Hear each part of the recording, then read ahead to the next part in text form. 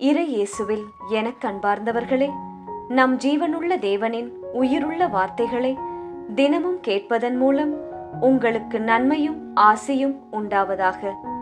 இன்றைக்கு நம் உள்ளத்தில் ஆண்டவர் பேச விரும்புகிற திருவசனம் மத்தேயு 8ஆம் அதிகாரம் 17ஆம் திருவசனம். அவர் நம் பிணிகளை தாங்கிக் கொண்டார், நம் துன்பங்களை சுமந்து கொண்டார். இறை இயேசுவே, எனதருமை நண்பர்களே, உங்கள் அனைவருக்கும் நம் இயேசுவின் அன்பை உரித்தாக்குகின்றேன். நோயற்ற வாழ்வே குறைவற்ற செல்வம். ஆம், நாம் அனைவருமே விரும்புவது என்னவென்றால் நோய் நொடியற்ற ஒரு வாழ்க்கை, பிணி இல்லாத ஒரு வாழ்க்கை. எத்தனை சொத்துக்கள் நம்மிடம் இருந்தாலும் ஆரோக்கியம், உடல் நலம் இல்லை என்றால் நம் வாழ்வு எப்படி இருக்கும்? அன்றாடம் ஆஸ்பத்திரிக்கு சென்று சம்பாதிக்கும் பணத்தை எல்லாம், இருக்கும் நேரத்தை எல்லாம் மாத்திரை மருந்துக்கு கொடுத்து விட்டால் என்ன மிச்சம் இருக்கும் நம் வீட்டில்? அப்படியான நோயற்ற வாழ்க்கையை நமக்கு தருவதற்காகத்தான் இயேசு கிறிஸ்து நொறுக்கப்பட்டாராம். அதையே இன்றைய வசனம் நமக்கு தெளிவாக எடுத்து கூறுகின்றது. கேட்போமா? அவர் நம் பிணிகளை, அதாவது நம் நோய்களை தாங்கிக் கொண்டார், நம் துன்பங்களை, நம் கவலைகளை சுமந்து முடித்துக் கொண்டார். வாதை மட்டும் நம் வீட்டிற்குள் வந்துவிடக் கூடாது என்று நாம் அனைவரும் ஜெபிப்போம். எனக்கும் என் குடும்பத்தாருக்கும் பிள்ளைகளுக்கும் நல்ல உடல் சுகத்தை தாரும் இயேசுவே, தாரும் மாதாவே என்ற ஜெபம் வழக்கமாகவே நாம் செய்யும் ஜெபம்.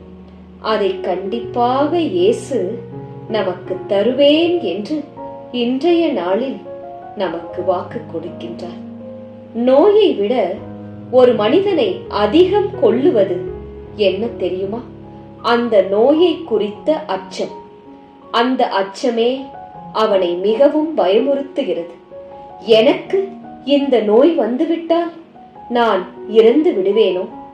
அதற்கு பிறகு என் குடும்பத்தின் நிலை என்ன என்ன ஆகும் போன்ற எண்ணங்கள் ஒரு மனிதனை அதிகம் பயமுறுத்துகிறதாம். இப்படியெல்லாம் எதையும் யோசித்து நீங்கள் பயப்படாதீர்கள். அதற்கான அவசியம் உங்களுக்கு இல்லை. உங்களுக்கு எந்த உடல் நல குறைவும் வராது. அதை முதலில் நீங்கள் விசுவாசிக்க வேண்டும். என் இயேசு என் பிணிகளை, என் நோய்களை எல்லாம் தாங்கி சிலுவையிலே சுமந்து முடித்து விட்டார்.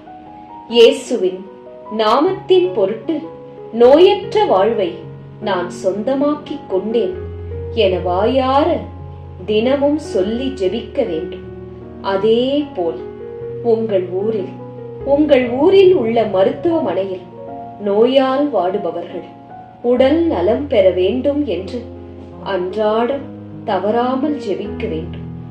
இந்த உலக வாழ்க்கையில் நோயற்று இருப்பது முதல் இன்பம். மனதில் கவலையில்லாமல் வாழ்வது இரண்டாவது இன்பம். பிற உயிருக்கு உதவியாக வாழ்வது மூன்றாவது இன்பம். இப்படியாகத்தான் இயேசுவின் பிள்ளைகளாகிய நாம் வாழ வேண்டும். இந்த 3 ஆசிர்வாதங்களையும் இன்றைய நாளில் நம் தந்தையாம் இயேசுவிடம் கேட்டு ஜெபிக்கலாமா? இயேசுவே, நீர் தாமே எங்களுடைய நோய்களை ஏற்றுக்கொண்டு எங்களுடைய பலவீனங்களை சுமந்தீர். அதனால் நாங்கள் நோய் நொடியற்ற வாழ்வை சொந்தமாக்கிக் கொண்டோம் என்று மனதார விசுவாசிக்கின்றோம். எங்கள் உடலில் இருக்கும் நோய்களையெல்லாம் அகற்றி போடும். இனி எந்த ஒரு வாதையும், எந்த ஒரு பிணியும் எங்கள் வீட்டிற்குள் நுழையாதபடி உமது இரத்த கோட்டைக்குள்ளே ஒப்படைத்து ஜெபிக்கின்றோம். இயேசுவே, காத்து நோயற்ற வாழ்வை தந்து எங்களை ஆரோக்கியத்துடன் வழிநடத்தும் இயேசுவே.